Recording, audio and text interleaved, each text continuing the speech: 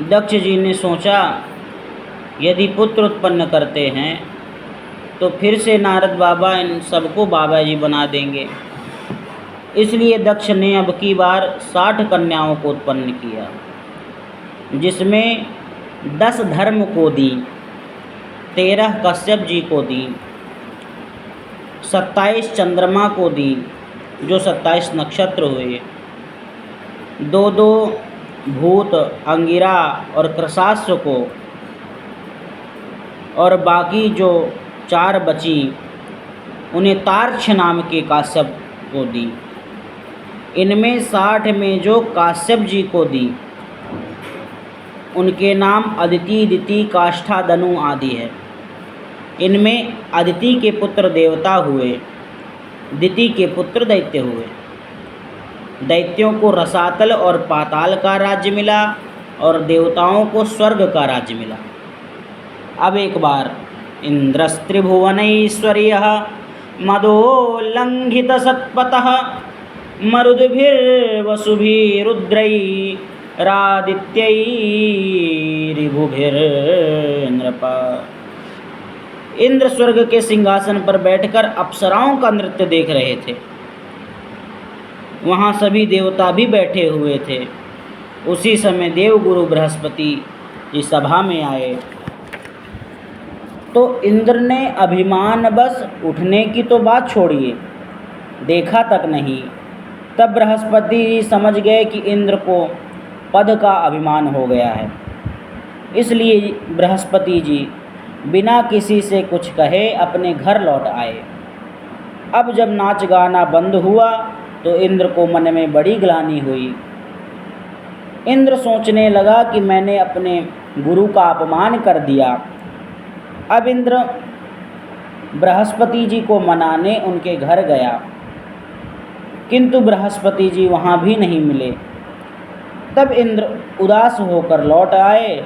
अब जब दैत्यों को बात पता चली कि देवताओं को बृहस्पति जी ने त्याग दिया, तब दैत्य अवसर पाकर देवताओं पर चढ़ाई कर दिए और देवताओं को स्वर्ग से मार भगाए।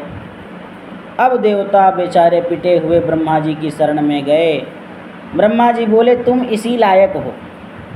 अरे तुम्हें पद क्या मिल गया? तुमने अपने इतने तपस्वी गुरुदेव का भी अपमान कर दिया। अब देवता बेचारे क्षमा मांगे, याचना किए।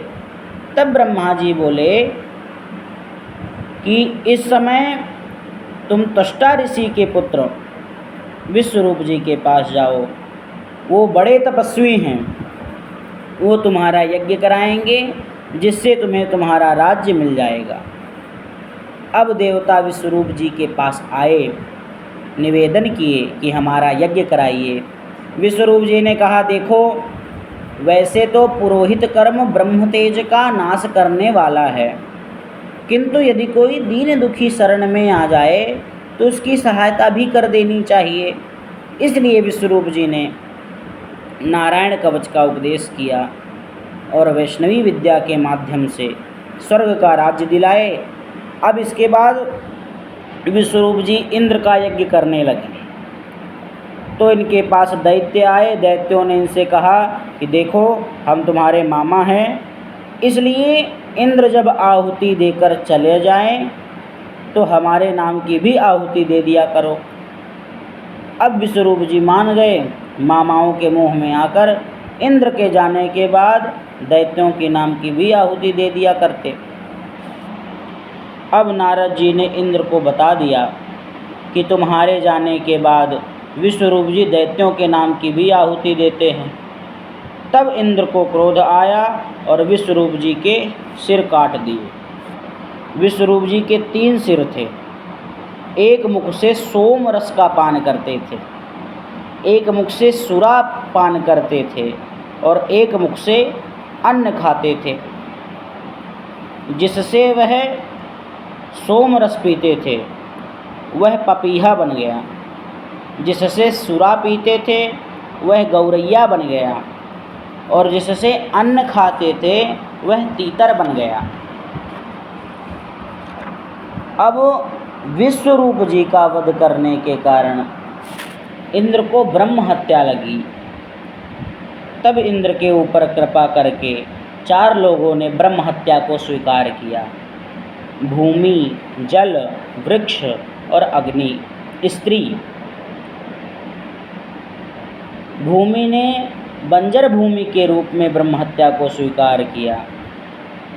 तब इंद्र ने प्रसन्न होकर भूमि को वरदान दिया कि तुम में कभी कोई खोदेगा तो तुम्हारे गड्ढे अपने आप भर जाएंगे। जल ने बुदबुदा और काई के रूप में ब्रह्म हत्या को स्वीकार किया। तब इंद्र ने जल को वरदान दिया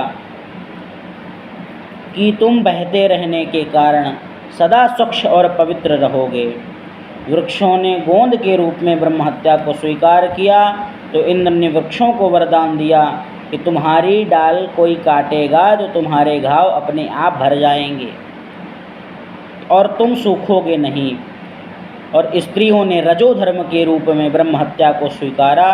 तब इंद्र ने प्रसन्न होकर वरदान दिया कि यही तुम्हारे संतान प्राप्ति का कारण होगा। अब जब विश्वरूप जी को पता लगा, अब जब विश्वरूप जी के पिता त्वष्टा जी को यह बात पता चली कि मेरे पुत्र को इंद्र ने मार दिया, तब त्वष्टा जी क्रोधित हो इंद्र को मारने की कामना से यज्ञ किए।